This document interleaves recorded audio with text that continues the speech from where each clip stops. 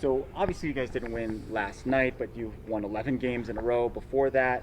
What do you think has kind of come together for this? Yeah, for sure. So I think we've really come together as a team. We're like one group instead of, offense, defense, pitching, hitting. I think that's been the biggest thing is like being a unit. Sure. Your role has changed a lot since you got here as a freshman.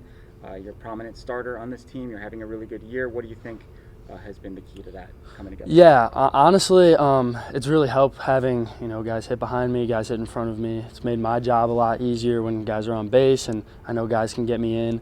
So having that, it takes a lot of pressure off me. It just lets me go play. What was the key for the offense kind of handling those struggles early? I mean, you had this pitching staff that was putting up 2-3, and you guys weren't getting some wins early with those performances, and how you guys as hitters handled that to kind of turn it around. To start, it was tough, but then kind of we knew we would get it going at some point, and once we did, I think it was easy for it to start falling. Once we started to see it fall, it kept falling, and baseball's a very streaky game, so we were able to ride a streak, which was good. You've been all over this lineup, so how do you find the comfortability of where you have to hit, depending on what hole you're in? Yeah, so I don't really think the approach changes.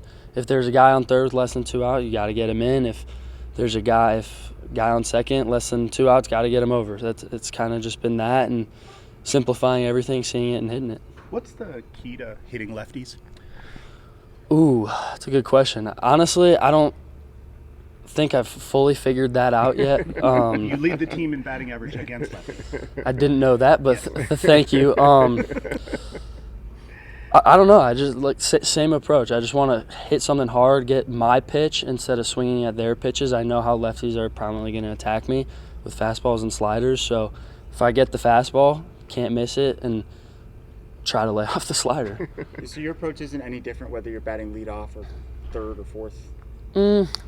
I mean, if I'm leading off an inning, I want to get on base. But typically, I just try to take what the game gives me.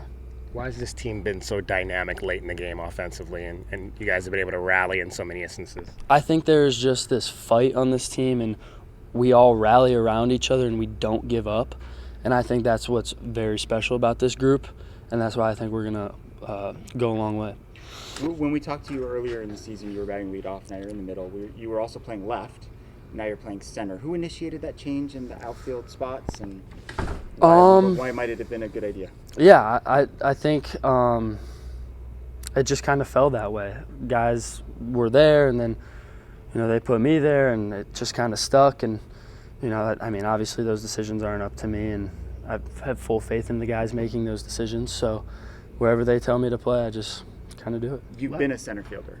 I have, yes. I played center field in high school. So you like that? Yes. Spot. Yes. What do you like about center field? I think it's easier to read the ball. There's not really much spin going each way, but there's a lot more ground to cover, and I do feel like speed is one of my tools.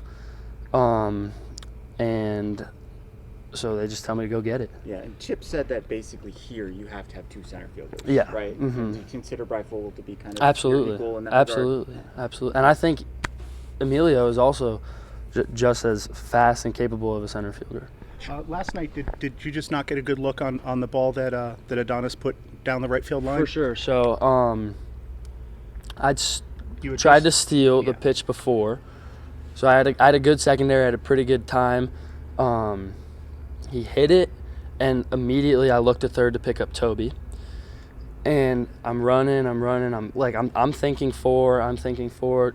Toby holds up the stop sign. I don't really think either of us saw the throw, really what happened. And I mean, that's just kind of how baseball goes. Things shake like that, and things don't fall your way every single night, and it's part of the game. Chip said that he wants you guys to understand that even if the base coach puts up the stop sign, that you can't think in your mind that the play's over. Is that a good lesson? For sure. I think after I rounded third and picked up the ball and saw it's basically in our on-deck circle, that's when I was like, dang, I could have gone. But running from first to third, my back was to the play the whole time, so I didn't see him. Apparently he booted it and then made a horrible – I didn't see all that happen. And obviously in real time, it it happens so fast. Did any of your base running misadventures from earlier in the season play into your mind at all? No, I think they have told me be as aggressive, like stay aggressive, don't stop being aggressive, because you'd rather get thrown out than not even know if like you're going to be safe or not. And I think that's something they've like really like hound in on me, is just be aggressive at the plate, be aggressive in the outfield, be aggressive on the bases.